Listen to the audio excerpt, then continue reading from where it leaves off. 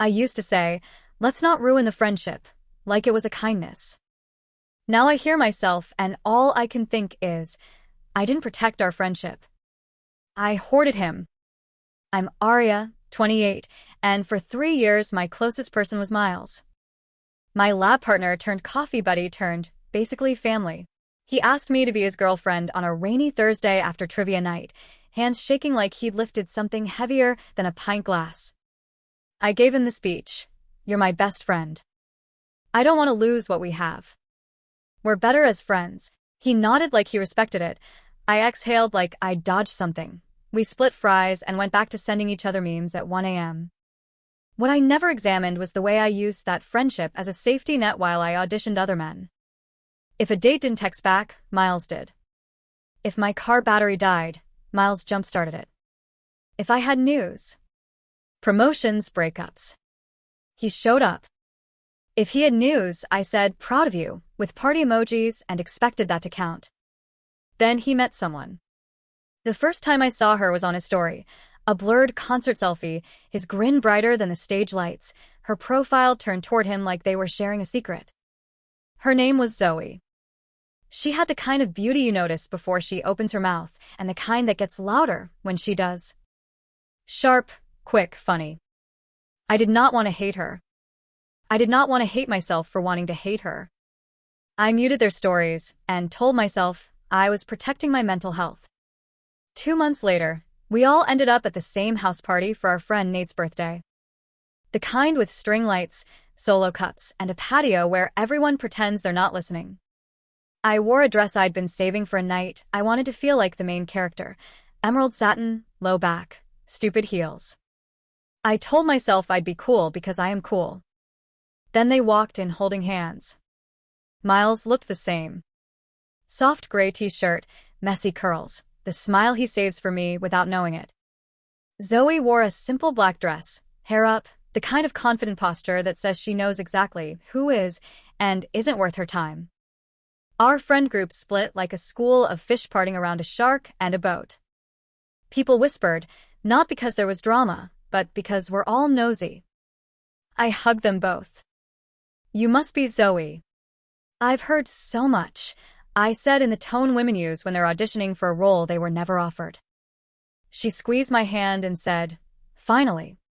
You're the Arya." It was not sarcastic. That almost made it worse. I lasted 40 minutes. We floated through conversational islands. Podcasts, travel plans, a new balmy place in the neighborhood. Until my mouth moved faster than good judgment. "Do you ever worry about messing up a good thing?" I asked him while Zoe was in the kitchen grabbing charcuterie.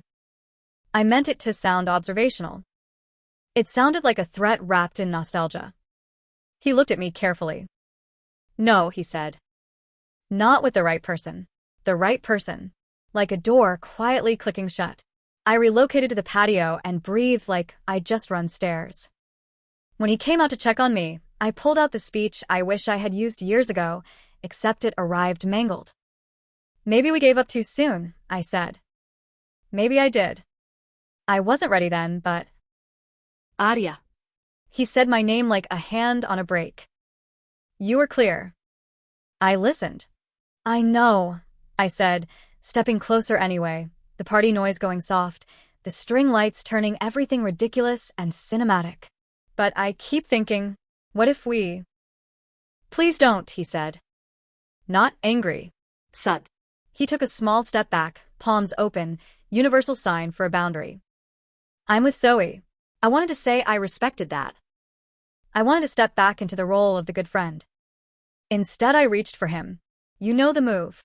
The lean that starts as a question and becomes an answer halfway through. He moved before I finished, hand up, body angled, the refusal calm and total. The patio went silent. The grill hissed. A couple near the sliding door looked at their shoes like they were trying not to eavesdrop on a car crash. "I like you as a friend," he said carefully, catching my wrists and lowering them.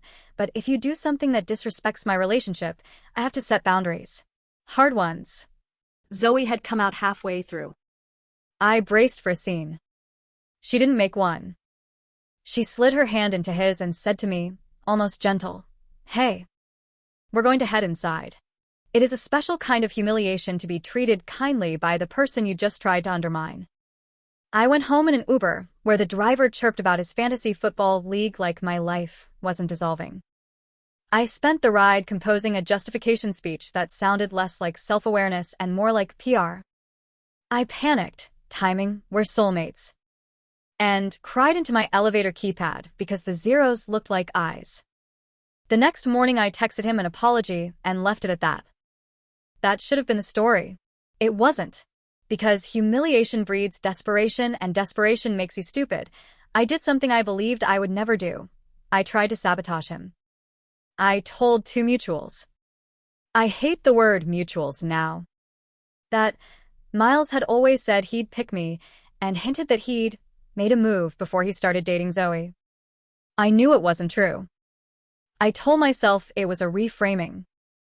I told myself it would just keep people from thinking I was a villain at the party for backsliding.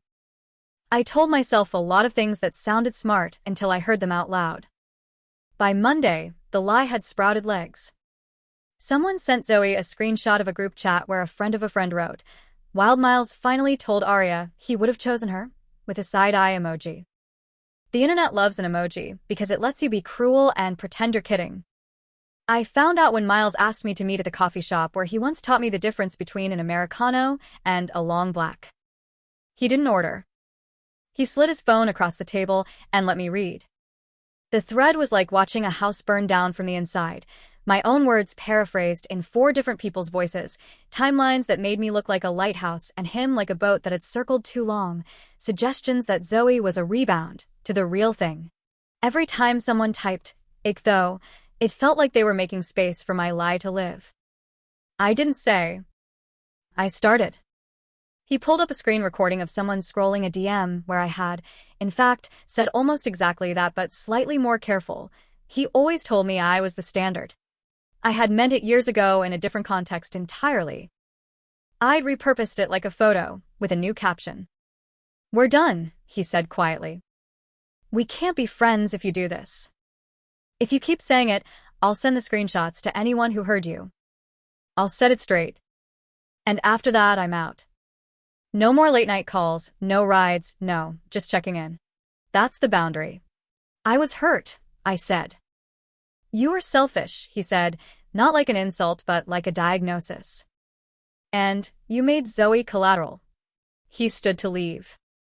I reached for one last sandbag to throw in front of the flood. "Miles. How do I fix it?" "Tell the truth," he said. "And accept the consequence that the truth won't save what you want to save." He sent one message to the group that night, a single paragraph with screenshots. A timestamp from the party showing the moment I leaned in, and he stepped away. A DM from months before with me writing, "I love our friendship exactly as it is," and him replying, "Same." I'm not asking for more. He didn't dunk on me. He didn't editorialize. He just put the receipts in the light. Then he muted the chat and told people to keep his relationship out of their mouths. When people reached out asking for my side, I told it, I'd lied. I'd been jealous. I'd crossed a line and then tried to move the line. Most people stopped responding with gossip brain and started responding with damn. A few stopped responding at all. I deserved that. Miles blocked me. Not just on socials. On everything. When I showed up at a mutual friend's barbecue, he gave me a polite nod and kept moving, eyes on his plate, not on me. Zoe hugged the host, high-fived someone's kid, and left with him early like their plans mattered more than ours. That was the last time I saw him in a room that wasn't on a screen. I tried to date. The men were fine. Some were attractive, some kind, some funny. None were Miles. It wasn't that I put him on a pedestal.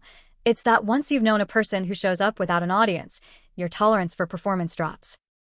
I kept making coffee with strangers who explained crypto like they invented it. I kept ghosting and being ghosted. Every time a guy said, "Let's keep it casual," I heard myself and winced. 2 years in, I learned through a mutual, still hate that word, that Miles had proposed to Zoe at the overlook where they took their first hike. I saw the ring in a photo I shouldn't have clicked. Simple, clean, exactly her. I cried because I am not the hero of this story, and I am not obligated to pretend I don't have feelings. The last piece came on a Tuesday morning when my phone surfaced a memory, a video of Miles teaching me to flip a pancake without breaking it. I laughed so hard I almost dropped the phone. I almost sent it to him with, "Remember when?" I did not. I closed the memory and opened the present. I made one pancake, flipped it, and it landed in the pan like it belonged. 3 years after our coffee shop autopsy, a photo appeared in a feed I no longer follow but still sometimes see in the algorithm's mean generosity. Miles in a soft blue shirt, Zoe in a white dress, 2 little boys in matching suspenders, everyone squinting into July sun. He wasn't posing like a winner. He looked like a man whose life fits. I have a folder called Grown-Up Decisions, where I put screenshots of emails I'm proud of. Apologies sent, boundaries respected, plans kept.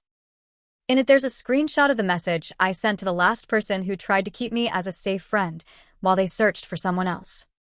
It says, "I value you, but I can't be your half thing. If you want real, call me. If not, I wish you well."